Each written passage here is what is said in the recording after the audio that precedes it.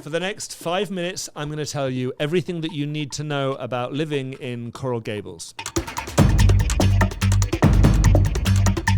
My name is David Siddons, and I run one of the most impactful real estate teams in Florida, ranked on the Wall Street Journal as one of the top producing teams in the country, and a real estate analyst and journalist, and someone who's been selling real estate in Coral Gables for 15 years. So Coral Gables, the city beautiful, a superb neighborhood in Miami and one of the top favorites for families who move here and live here. Ultimately, it's also home to some of the best private schools. Coral Gables, geographically, kind of misunderstood. It's actually 6 districts.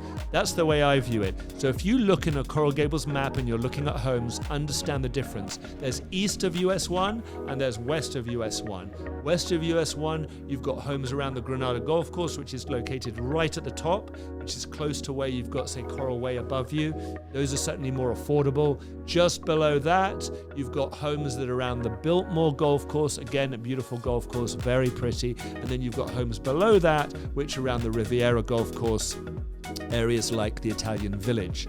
And then below that, you cross US 1 and you're into areas which then wrap down, running parallel to Coconut Grove. It's on the other side of Coconut Grove, so it's easily confused.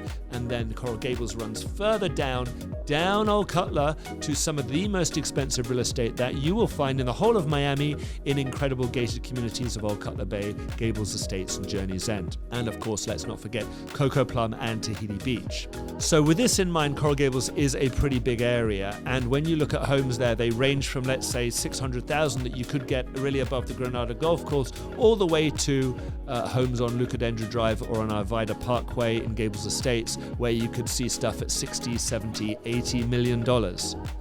Fundamentally, very, very popular with families, organized, well-structured, excellent police force, excellent fire service and ambulance, sidewalks, so it's very clean, very tidy. If you're weighing up between that and Coconut Grove, it's a lot more manicured and it's a lot better structured, but there's a little bit of downside to Coral Gables. Number one, the taxes are more expensive because obviously you've got great services, and number two, it's a little pricier. Now, certainly in the mid-range of, let's say, the $4 to $7 million homes, they probably run neck and neck, and in some cases Coconut Grove can be a little bit more expensive. But Coral Gables fundamentally, because it's so big, has a lot of properties with large lots, and the Grove doesn't. So it's a bit more spaced out. And that means you get bigger homes that fundamentally mean that the ceiling values of those homes are much higher. Now, because it's a little bit more space and open, they have been a little bit more liberal with the trees. So it's a less cluttered, less kind of jungle-esque environment than, say, Coconut Grove, but obviously a lot more central than, say, Pinecrest. Now, the downside is also architecturally, or downside or upside, depending on how you look at it. Because it's the city beautiful and because it's in a historic city, there's a lot of old Spanish and historically protected homes. So when you go to build a home, when you're buying land, it can be a little bit more tricky because there's a lot more hoops to jump through and they're a little bit more, let's say, militant in terms of what they'll let you do. But the end result is a systematically beautiful neighborhood from start to finish.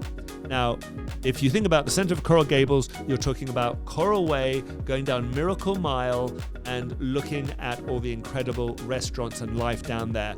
Fun fact, Coral Gables has the highest number of bridal stores in the US. Don't know why, but it does. Anyway, there's a lot to do, there's a lot of events going on, there's a lot of structure, there's a lot of variety. And as you come down Coral Gables and you get a little closer to US 1, you've got places like Merrick Park, which is a beautiful open-air mall with great restaurants and high-end designer stores. And then as you go further south, I'm going to get into the gated communities. This is the top of the food chain. If you're a family to look in Miami and you want the best of the best, you're going to focus on the mainland, and you're going to focus in Gables Estates and Journey's End and Tahiti Beach and potentially also Snapper Creek, which I think is a beautiful, beautiful neighborhood, which is not directly on the water, but lush and green. And around that, you've got other neighborhoods as well, like High Pines and Ponce Davis, which is not well known, but these are superb too. Hopefully this little 5-minute segment gives you a lot to start with to understand Coral Gables, so I can illustrate that I actually know this neighborhood. As always, pick up the phone, give me a call, shoot me an email, and stay tuned and we'll show you our listings of what we have currently in the Coral Gables market, and give me a call and I'll give you some information on the off market too. Thanks for watching.